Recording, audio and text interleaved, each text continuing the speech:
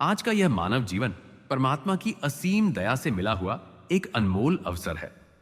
इस जीवन में आत्मा को अपने मूल घर की ओर लौटने का रास्ता मिल सकता है, लेकिन इसी जीवन में सबसे बड़ी रुकावट भी खड़ी हो जाती है। यह रुकावट बाहर नहीं है, न संसार है, न लोग हैं, न परिस्थितियां हैं।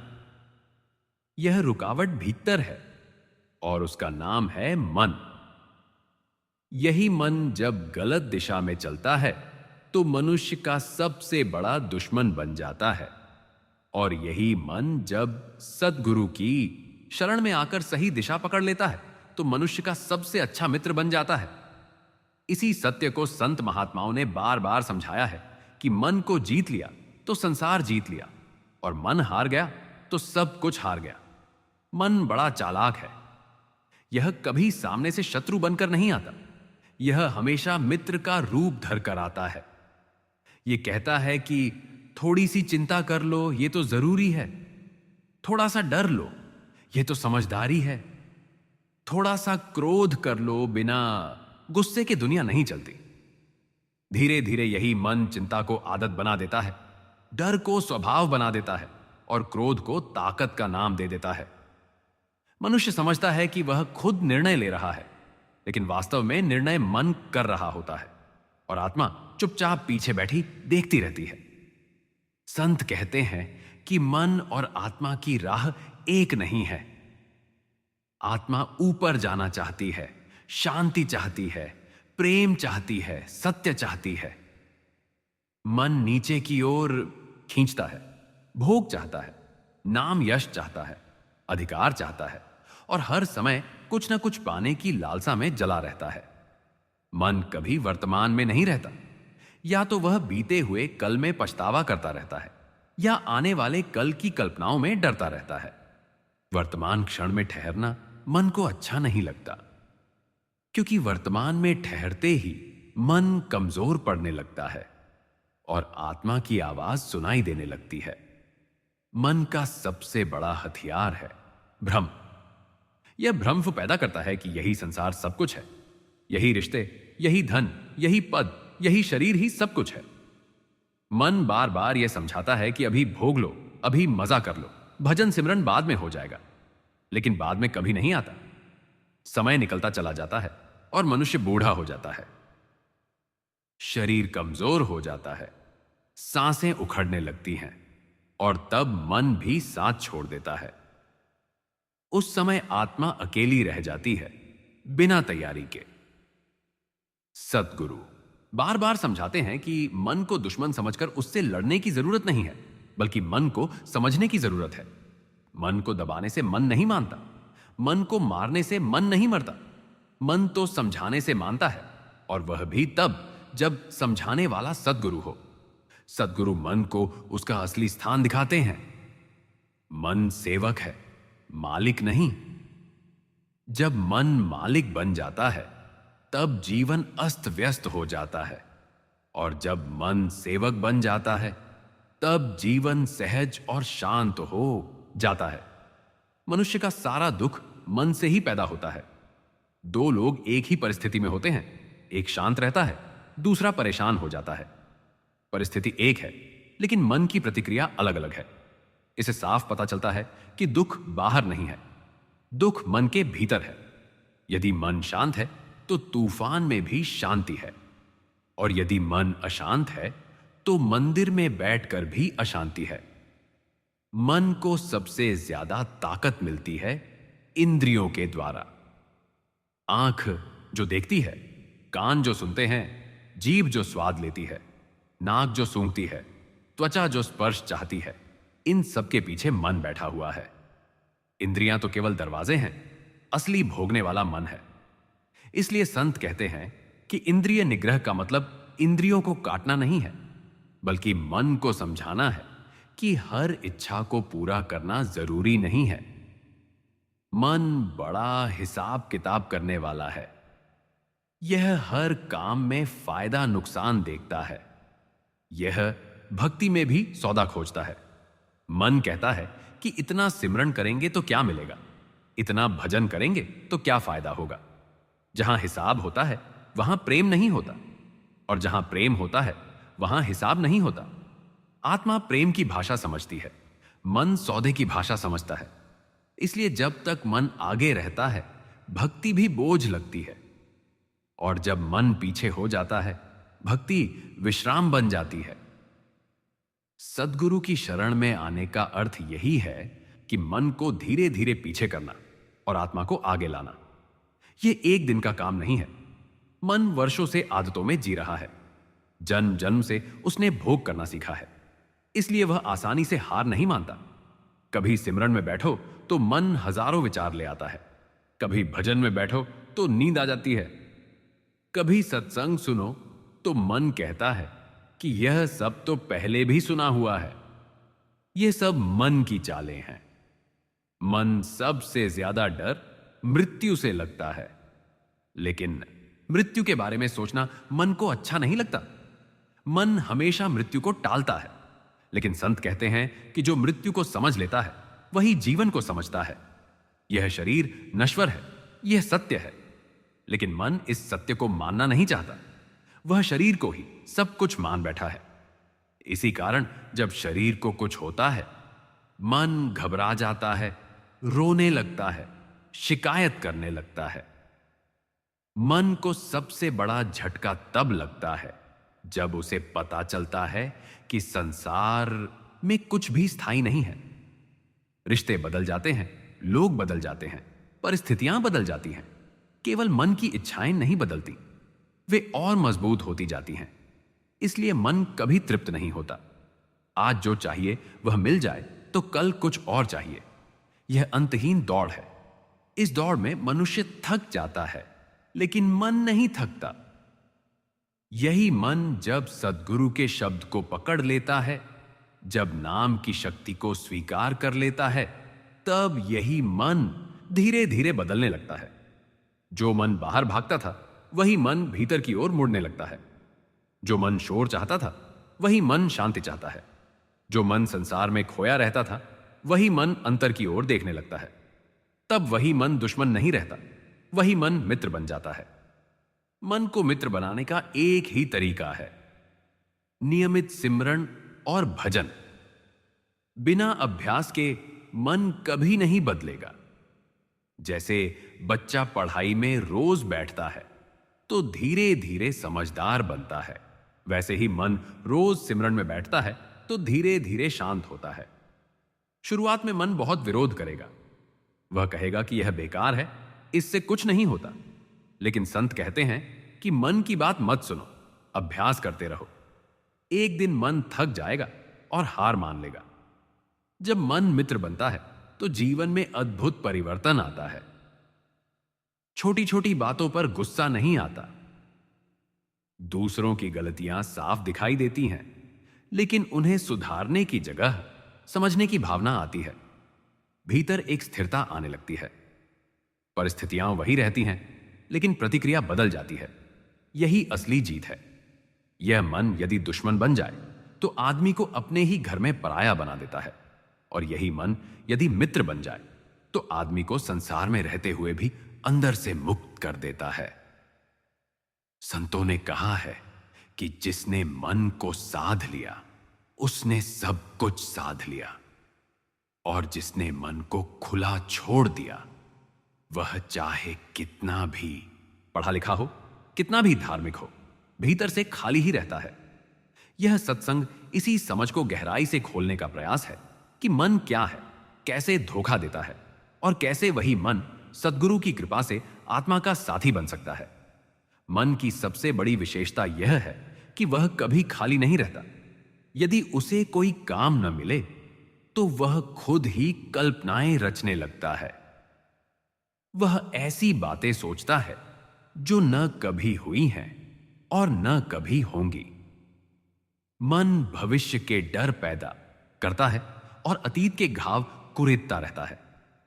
इसी कारण मनुष्य का वर्तमान क्षण बर्बाद हो जाता है। संत कहते हैं कि वर्तमान ही एकमात्र सत्य है, लेकिन मन वर्तमान से भागता है। जैसे ही मन वर्तमान में टिकता है, उसे अपनी कमजोरी का एहसास होने लगता है, इसलिए वह तुरंत किसी न किसी विचार को पकड़ लेता है। मन का स्वभाव है तुलना करना। यह हमेशा दूसरों से तुलना करता है। कोई आगे निकल जाए तो ईर्ष्या पैदा होती है, कोई पीछे रह जाए तो अहंकार पैदा होता है। इस तुलना में मनुष्य कभी संतुष्ट नहीं होता। जिसके पास कम है वह ज्यादा चाहता है, और जिसके पास ज्यादा है वह और ज्यादा चाहता है। संत समझाते हैं कि संतोष आत्मा का गुण है, मन का नहीं। मन कभी संतुष्ट नहीं हो सकता।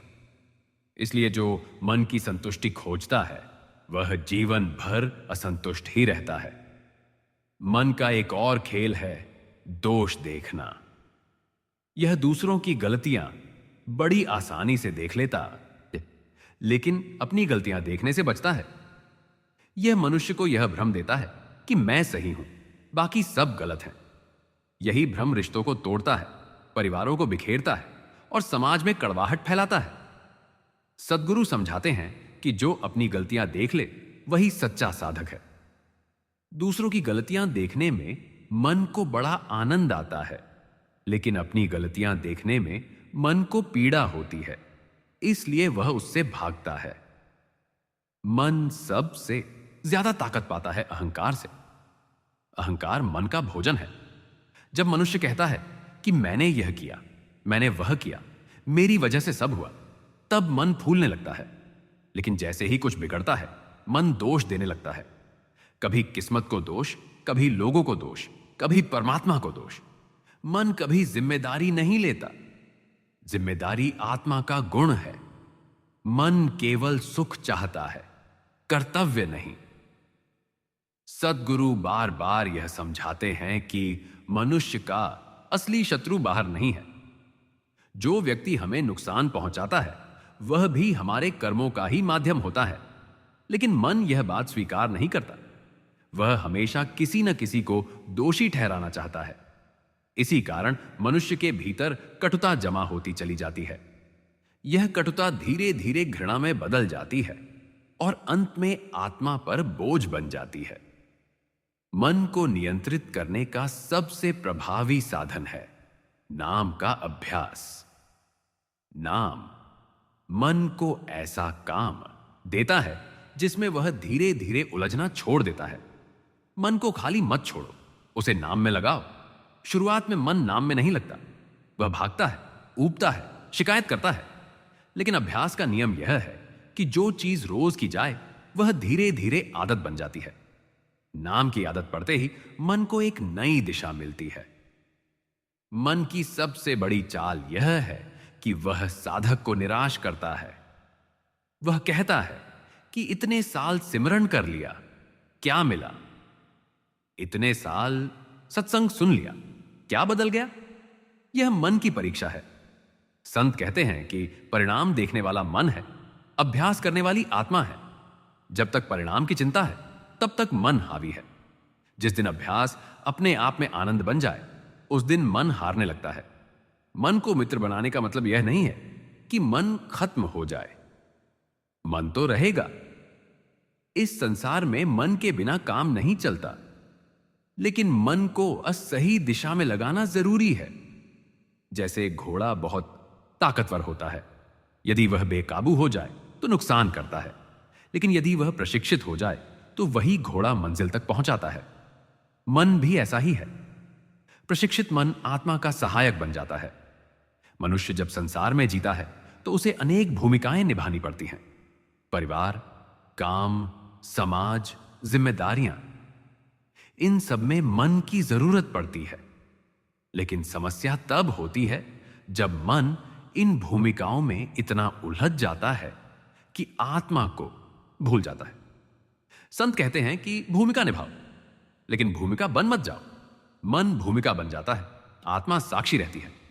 मन की एक और बड़ी कमजोरी है भय। भय का कोई वास्तविक आधार नहीं होता, फिर भी मन डरता रहता है। क्या होगा, कैसे होगा, लोग क्या कहेंगे, भविष्य में क्या होगा? यह सब भय मन को कमजोर बनाते हैं। आत्मा निर्भय होती है। आत्मा जानती है कि जो होना है वह कर्मानुसार होगा। सतगुरु समझाते हैं कि भय वहीं रहता है जहां विश्वास नहीं होता। जहां सतगुरु पर विश्वास आ गया वहां भय धीरे धीरे समाप्त हो जाता है। मन का स्वभाव है जल्दी परिणाम चाहता है। उसे धैर्य पसंद नहीं। वह चाहता है कि आज सिमरन किया और कल अंदर प्रकाश दिखने लगे। लेकिन रूहानी यात्रा समय मांगती है। जैसे बीज बोने के बाद तुरंत फल नहीं मिलता, वैसे ही साधना का फल भी समय के साथ मिलता है। मन इस प्रतीक्षा को सहन नहीं कर पाता, इसलिए बीच में हार मान लेता है। मनुष्य का जीवन वास्तव में मन और आत्मा के बीच का संघर्ष है। कभी मन जीतता है, कभी आत्मा। जब मन जीतता है तो बेचैनी बढ़ती है, जब आत्मा जीतती है तो शांति बढ़ती है। यह शांति ही असली संकेत है कि रास्ता सही है। संत कहते हैं कि शांति जहां है वही परमात्मा की ओर जाने का मार्ग है। जब मन दुश्मन बनता है तो वह साधक को आलसी बना देता है। वह कहता है कि आज नहीं, कल सिमरन कर लेंगे। आज थकान है, आज मन नहीं है। यही आज नहीं, कल नहीं करते करते जीवन निकल जाता है। और जब मन मित्र बनता है तो वह खुद साधना के लिए प्रेरित करता है। भीतर से एक आवाज आती है कि बैठो, थोड़ा सिमरन करो, थोड़ा नाम लो। यही बदलाव मन के मित्र बनने का संकेत है। मन को मित्र बनाने में सबसे बड़ी मदद मिलती है सत्संग से। सत्संग मन को बार बार सही दिशा दिखाता है। संसार का संग मन को बाहर खींचता है, सत्संग मन को भीतर मोड़ता है।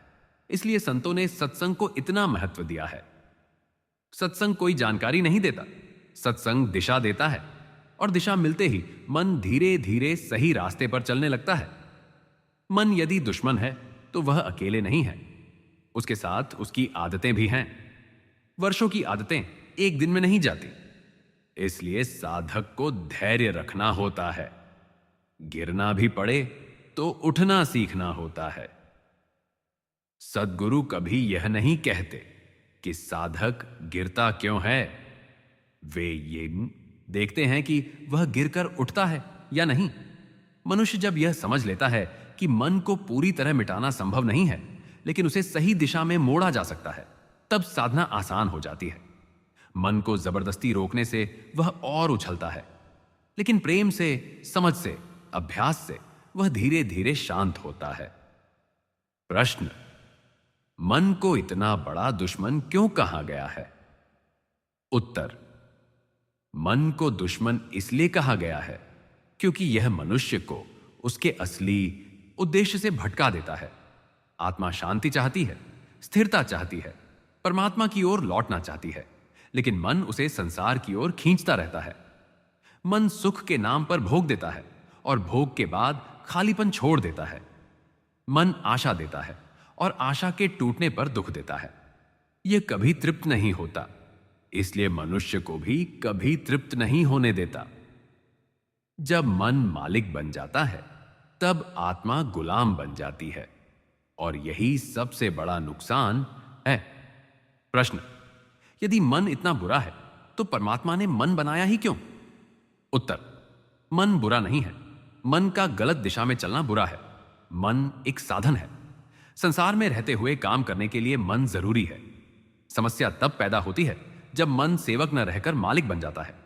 जैसे चाकू से भोजन भी बनता है और उसी चाकू से चोट भी लग सकती है, वैसे ही मन सही हाथों में हो तो सहायक है और गलत हाथों में हो तो नुकसानदायक है। सद्गुरु मन को खत्म नहीं करते, वे मन को सही दिशा देते हैं। प्रश्न: मन सबसे ज्यादा भटकता कब है? उत्तर: मन सबसे ज्यादा तब भटकता है जब उसे खाली छोड़ दिया जाता है। खाली मन शैतान का घर कहा गया है। जब मन के पास सही काम नहीं होता तब वह कल्पनाओं, चिंताओं और इच्छाओं में उलझ जाता है। इसलिए संत कहते हैं कि मन को खाली मत छोड़ो, उसे नाम का काम दो। नाम मन को भीतर की ओर मोड़ता है और धीरे धीरे उसे शांत करता है। प्रश्न: सिमरन करते समय मन क्यों नहीं टिकता? उत्तर: मन वर्षों से बाहर भागने का आदी हो चुका है। इंद्रियों के माध्यम से उसे हमेशा कुछ न कुछ मिलता रहा है। जब पहली बार उसे भीतर की ओर मोड़ा जाता है तो वह बेचैन हो जाता है। यह बिल्कुल वैसा ही है जैसे किसी बच्चे को पहली बार स्कूल भेजा जाए। शुरुआत में वह रोता है, भागता है, लेकिन धीरे धीरे वही स्कूल उसका दूसरा घर बन जाता है।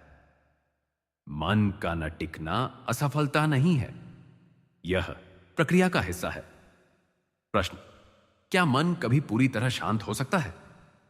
उत्तर, इस संसार में रहते हुए मन पूरी तरह समाप्त नहीं होता, लेकिन वह बहुत हद तक शांत हो सकता है। जब मन शांत होता है तो वह आदेश नहीं देता, सुझाव देता है। तब मन साधक को साधना से दूर नहीं करता, बल्कि साधना में सहयोग करता है। यही अवस्था मन के मित्र बनने की अवस्था है। प्रश्न, मन और आत्मा में अंतर कैसे समझा जाए? उत्तर, जहां अशांति है, बेचैनी है, तुलना है, डर है, वहां मन है।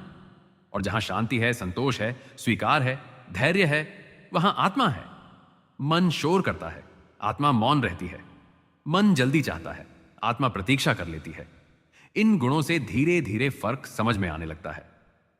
प्रश्न, क्या गृहस्थ जीवन में रहते हुए मन को साधा जा सकता है? उत्तर, बिल्कुल साधा जा सकता है। संतों ने कभी यह नहीं कहा कि घर छोड़ो। उन्होंने कहा कि आसक्ति छोड़ो। घर में रहते हुए, जिम्मेदारियां निभाते हुए, यदि भीतर नाम का सहारा है तो मन नियंत्रित हो सकता है। असली त्याग बाहर का नहीं, भीतर का है। प्रश्न, मन की सबसे खतरनाक चाल कौन सी है? उत्तर, मन की सबसे खतरनाक चाल है कल। मन कहता है कि कल से सिमरन करेंगे, कल से सुधार करेंगे, कल से समय देंगे। यही कल जीवन भर बना रहता है और आज कभी नहीं आता। संत कहते हैं कि जो करना है अभी करो। यही अभी साधना का समय है। प्रश्न, मन जब बार बार गिरा देता है तो निराशा क्यों आती है? उत्तर, निराशा भी मन का ही खेल है। पहले मन गलत काम करवाता है और फिर गिरने पर कहता है कि तुमसे कुछ नहीं होगा। संत कहते हैं कि गिरना कोई अपराध नहीं है, उठने से मना करना अपराध है। साधक की पहचान गिरने से नहीं, उठने से होती है। प्रश्न, मन को मित्र बनाने का सबसे सरल उपाय क्या है? उत्तर, नियमितता। रोज थोड़ा सिमरन, रोज थोड़ा भजन, रोज थोड़ा सत्संग। बहुत ज्यादा करने की लालसा मत रखो, लेकिन जो करो रोज करो। निरंतरता मन को थका देती है और आत्मा को मजबूत करती है। प्रश्न, क्या बिना सद्गुरु के मन पर विजय संभव है? उत्तर, मन स्वयं बहुत चालाक है। वह अपने ही बनाए जाल में मनुष्य को उलझाए रखता है। सद्गुरु बाहर से नहीं, भीतर से मार्ग दिखाते हैं। वे मन को उसका स्थान बताते हैं। सद्गुरु की कृपा के बिना मन को पूरी तरह समझना और साधना बहुत कठिन हो जाता है। एक समय आता है जब मनुष्य सब कुछ पा लेने के बाद भी भीतर से खाली महसूस करता है। बाहर हंसी होती है, भीतर सन्नाटा होता है। लोग साथ होते हैं, फिर भी अकेलापन होता है। रात को सब सो जाते हैं, लेकिन मन जागता रहता है। वह पुरानी बातें दोहराता है, गलतियों को गिनता है, डर दिखाता है, भविष्य की चिंता में घुमाता रहता है। उस समय मनुष्य समझ नहीं पाता कि वह किससे लड़े। बाहर तो कोई दुश्मन दिखाई नहीं देता, लेकिन भीतर कुछ लगातार कचोटता रहता है। यही वह क्षण होता है जब मन अपनी असली पहचान दिखाता है। कई लोग उस खालीपन को भरने के लिए और अधिक संसार पकड़ लेते हैं। कोई और धन की दौड़ में लग जाता है, कोई और रिश्ते बदल लेता है, कोई नशे का सहारा लेता है, कोई मनोरंजन में खुद को डुबो देता है। कुछ देर को मन बहल जाता है, लेकिन फिर वही सन्नाटा लौट आता है, क्योंकि जो कमी है वह बाहर की नहीं है, वह भीतर की है। आत्मा कुछ और चाहती है और मन कुछ और पकड़ा रहा है। फिर किसी दिन सत्संग की एक बात हृदय में उतर जाती है। कोई बड़ा चमत्कार नहीं होता, कोई आकाश नहीं फटता, कोई रोशनी नहीं चमकती। बस भीतर एक प्रश्न उठता है कि क्या यही जीवन है? क्या यही दौड़, यही डर, यही चिंता लेकर इस शरीर को छोड़ देना है? यही प्रश्न मन की नींव को हिला देता है।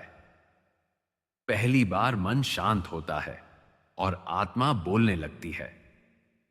धीरे धीरे साधक सिमरन में बैठना शुरू करता है। शुरुआत में मन बहुत विरोध करता है। वह कहता है कि यह समय बर्बाद है, इससे कुछ नहीं मिलेगा। लेकिन साधक बैठा रहता है। कभी ठीक से होता है, कभी नहीं होता। कभी मन भागता है, कभी थोड़ी देर ठहर जाता है, लेकिन साधक उठता नहीं है। यही उठता ना होना मन की हार की शुरुआत होती है। दिन बदलते हैं, समय गुजरता है, बाहर की परिस्थितियां वैसी ही रहती हैं, जिम्मेदारियां भी रहती हैं, समस्याएं भी रहती हैं, लेकिन भीतर कुछ बदलने लगता है। जो बातें पहले परेशान करती थीं, अब उतना असर नहीं करती। जो लोग पहले चुभते थे, अब उनके लिए करुणा आने लगती है। साधक देखता है कि मन अभी भी है, लेकिन अब वह हुक्म नहीं देता, सलाह देता है। और आत्मा अब डरती नहीं, सुनती है। एक रात साधक सिमरन में बैठा होता है। कोई विशेष अनुभव नहीं होता, कोई दृश्य नहीं आता, लेकिन भीतर एक गहरी शांति उतरती है। ऐसी शांति जैसी पहले कभी महसूस नहीं हुई थी। उस शांति में कोई शब्द नहीं होते, कोई विचार नहीं होते। बस एक भरोसा होता है कि जो होना है ठीक होगा। वही शांति आत्मा की पहचान है। वही शांति बताती है कि मन अब मित्र बन रहा है। उस दिन साधक समझ जाता है कि मन को मारना नहीं था, मन को साधना था। मन को भगाना नहीं था, मन को रास्ता दिखाना था। जो मन कल तक दुश्मन था, वही आज पहरेदार बन गया है। वही मन अब सिमरन के समय बैठने को कहता है। वही मन अब गलत राह पर जाने से पहले चेतावनी देता है। वही मन अब आत्मा के साथ चलना चाहता है। सद्गुरु यही कृपा करते हैं। वे मन को दुश्मन से मित्र बना देते हैं। वे आत्मा को उसकी भूली हुई पहचान याद दिला देते हैं। वे बिना शोर के, बिना दिखावे के, बिना किसी मजबूरी के भीतर एक दीप जला देते हैं, और वही दीप अंधेरे में रास्ता दिखाता है। अंत में यही समझ आती है कि मन ही बंधन था और मन ही मुक्ति का साधन बना। मन ही गिराता था और मन ही उठाने लगा। फर्क सिर्फ इतना पड़ा कि मन किसके हाथ में है। जब मन संसार के हाथ में था, तब वह दुश्मन था। जब मन सद्गुरु के चरणों में आया, तब वह सबसे अच्छा दोस्त बन गया। संत कहते हैं कि परमात्मा दूर नहीं है, वह यहीं है, भीतर है। बस मन की आवाज कम करनी है और आत्मा की आवाज सुननी है। जिस दिन यह सुनना आ गया, उस दिन जीवन सफल हो जाता है। बाबा जी की यह शिक्षा हृदय में बस जाती है कि मन को जबरदस्ती नहीं बदला जाता, मन प्रेम से बदलता है। नाम के अभ्यास से, धैर्य से, विश्वास से। और जब मन बदल जाता है, तब पूरी दुनिया बदली बदली सी लगने लगती है। यदि यह सत्संग आपके हृदय को छू पाया हो, मन को थोड़ा शांत कर पाया हो, आत्मा को थोड़ा सा जगा पाया हो, तो समझिए कि सद्गुरु की कृपा कार्य कर रही है। यही इस सत्संग का उद्देश्य है।